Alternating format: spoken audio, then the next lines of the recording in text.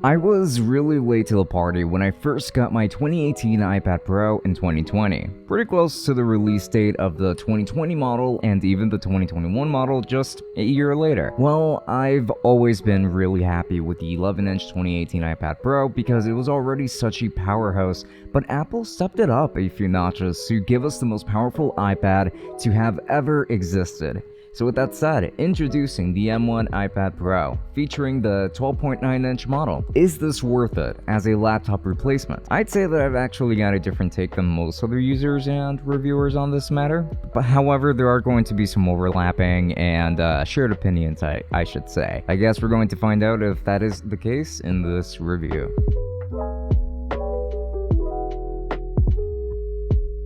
Before we continue, don't forget that I have a Twitch channel that you can go ahead and follow me on for live microphone reviews and much more than that. But you're also going to find my Instagram and a link to the Tech Summit Discord in the description. So come join the community because it is a pretty cool one. We've also opened up a Patreon as of late where if you join, you'll be automatically entered to win one tech gadget every month in our exclusive giveaways. Details to that are going to be down below. Don't forget to check out the description for everything. Now let's get right into the video. And so I kind of just wanted to point out that if you do hear anything in the background right now, I'm probably going to try to suppress it after the fact, but if you hear anything, it's just my AC. It is ridiculously hot in this attic, and I simply can't take it, so this thing has to stay on. So I apologize for that in advance. So with that said, let's go ahead and begin with an unboxing. It comes in a very classy looking box from Apple with some plastic wrapping around it. Cut through that and open up the lid to find the iPad Pro sitting right on top. Removing the plastic around that, we can actually put it aside, and then we find the instructions with stickers, and past that you're going to find the USB cable and the power plug. The exterior design consists of aluminum as per usual, but this model appears to be thicker and heavier than any other iPad Pro before it.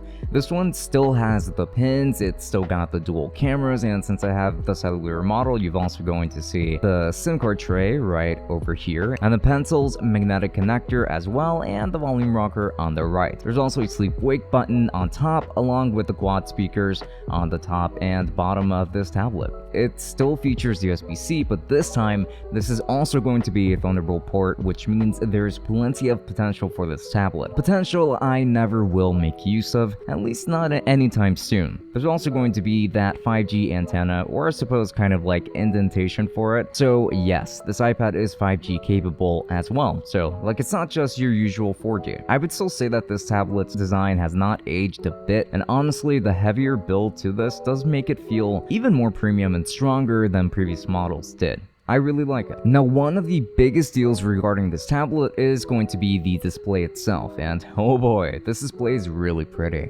Here we're going to be looking at a 12.9-inch 2732 by 2048 mini LED display that supports ProMotion and True Tone color support, as well as 1600 nits of peak brightness. You can also work with and watch HDR content on this display. This display offers very bright whites and highlights while still retaining the darkest blacks I have seen on any iPad. It's genuinely impressive, and while these improvements are mostly invisible when consuming the right type of content, you can still notice that the display upgrades when watching normal content. For photo and video editing too, this display is also an amazing one. But honestly, that 120Hz refresh rate will always be my favorite part of this whole package. This display has naturally only gotten better with time. But do you know what else has gotten better with time? Well, that's going to be the speakers. I was really impressed with the speakers on my 11-inch iPad Pro from 2018 back in 2020, so last year. But blasting music, videos, games, or other types of audio clearly sets this tablet as the king when it comes to audio and speaker quality, of course when compared to other tablets and even predecessors to this one. They get seriously loud, sound very crisp, and well, I implore you to just have a listen.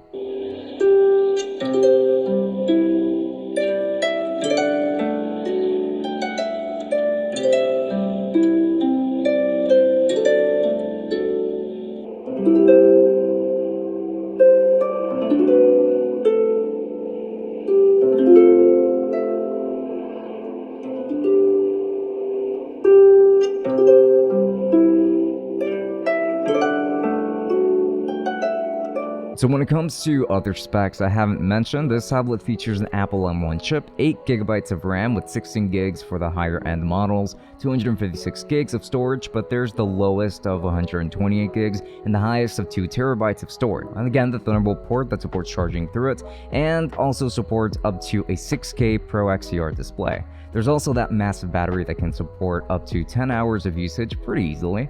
The cameras on both the back and the front are all 4K capable and look great, but only the front-facing one will be used for calls and things like that. All I think you need to know really is that they look great and you will love them if you need to use them. And now that we went ahead and talked about specs, I think that we should go ahead and talk about performance in general. So there's going to be a performance test for gaming, photo editing, animation, and video editing. Let's begin with that gaming test though. I've actually been testing out Genshin Impact mostly on this machine since I'm trying to get into the game, and I know that the art style and graphics have to eat up quite a bit of this iPad's performance, if anything. And well, this iPad absolutely chews through this game with no problem whatsoever. I've been playing Genshin with this controller from 8-bit Do, and it's actually been a very pleasant experience. No frame drops, even while running at what I believe to be the full 120 Hz, and the game also happens to look absolutely beautiful on this display.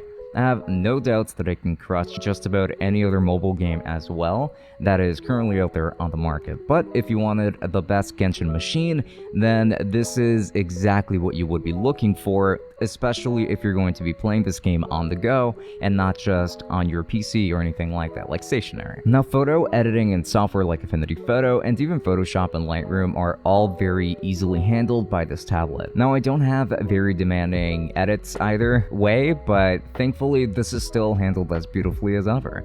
I haven't found any hiccups in the software, and all of these are almost collectively begging for me to throw more at them, since this tablet just crushes it in this department. Though when it comes to drawing and especially animation, which I will be doing a lot of here using software such as Procreate and Clip Studio Pro, which thankfully is also going to be available on the iPad, and it's a great desktop software to use for animation too, you still get absolutely stellar performance on here. I've been animating on this with a ton of layers, trying to make the most out of the software, or these pieces of software all together, and really push my own capabilities as an animator, and I found myself not missing a computer at all for these tasks. This is a monster for 2D editors, and I'm sure that 3D editors will still find a home in this iPad Pro as well. Amazing performance as per usual, as expected, and well, as always. So I use LumaFusion for video editing on the iPad Pro, and I have a few plugins installed to make the most out of it. It's a very powerful tool, a beautiful one, but it's still missing a built-in stabilizer. Get to it, please. Anyway, this is a fantastic performer here, not only due to great optimization, but also because of the fantastic hardware on this iPad Pro. I need to take this iPad overseas with me for editing on the go and still being able to post videos while I'm gone. So editing 4K videos with minor color correction, audio edit, currently layers, and several tracks for the B-roll portions and things like that, text layers as well, are all handled beautifully by this tablet, and even rendering times have improved to make editing videos on the go just a very simple task. I love it, and it's still my favorite alternative to DaVinci Resolve on my PC, for instance, and I do like being able to carry this whole thing along with me. So if you were wondering if it's worth the performance upgrade from a 2018 or 2020 model to this for video editors or other types of artists, well, the answer is probably going to be no, for a variety of reasons. The battery life here, by the way, has been impressive and does actually live up to its rated 10-hour estimate for screen on-time usage, so the battery life is still very nice here. But now let's get into exactly what I was alluding to a few seconds ago. So here's going to be the thing. It's obvious that Apple doesn't really want this to be a laptop replacement, but a supplement to your machine.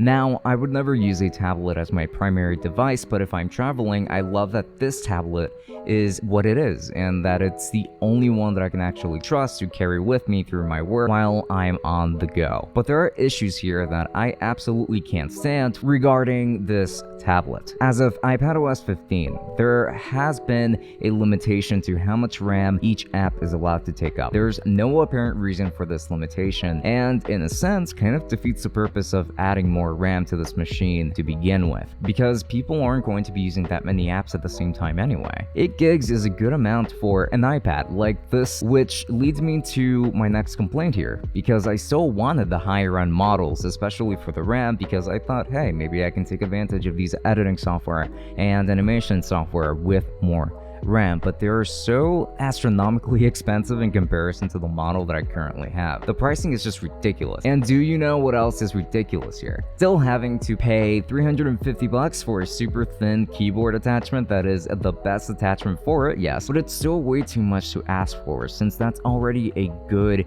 chunk of the iPad's cost by itself, being charged additionally. What kind of tax is that? I could not bring myself to pay for it, so I just went ahead and ordered a bridge one instead. That hasn't arrived as of the time of this video being released, so I've been using this less than favorable but fine enough $100 plastic keyboard that does have a trackpad on it, and this is a keyboard case from Amazon. Also, the software.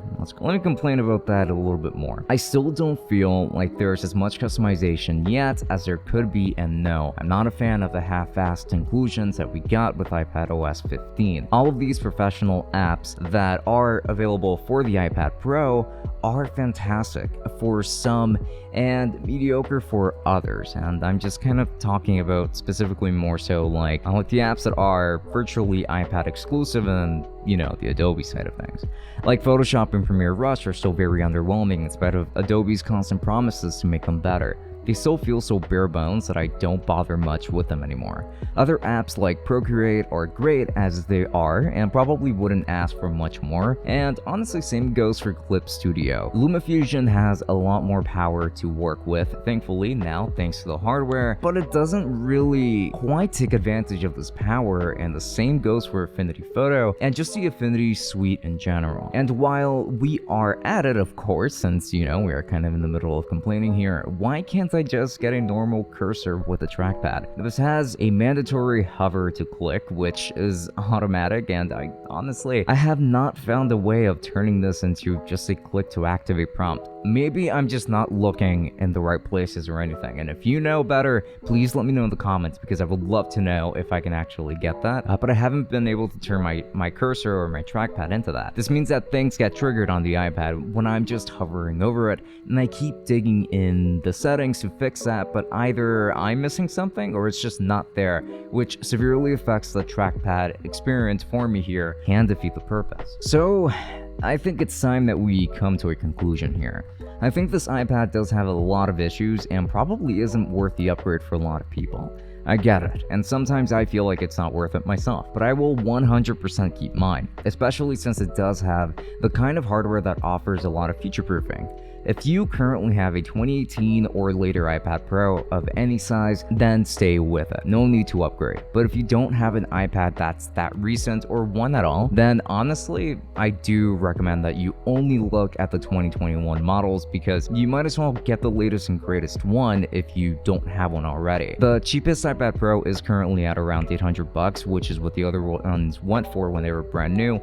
Then you can find other refurbished models or used ones for those older ones and save yourself quite a bit of money and still get good performance. But the thing is that I've noticed that with the 11-inch iPad Pro in particular, the battery life on that one was deteriorating rather quickly after just a year's worth of use, which is why I recommend that you go with these instead. They're all going to be a powerhouse, especially this one, and I'm very confident that you're going to love it. But it probably still shouldn't be your full-time device until the software and the apps improve to make this a better experience. It's still really just an iPad, one that I really love, and honestly I don't regret buying it.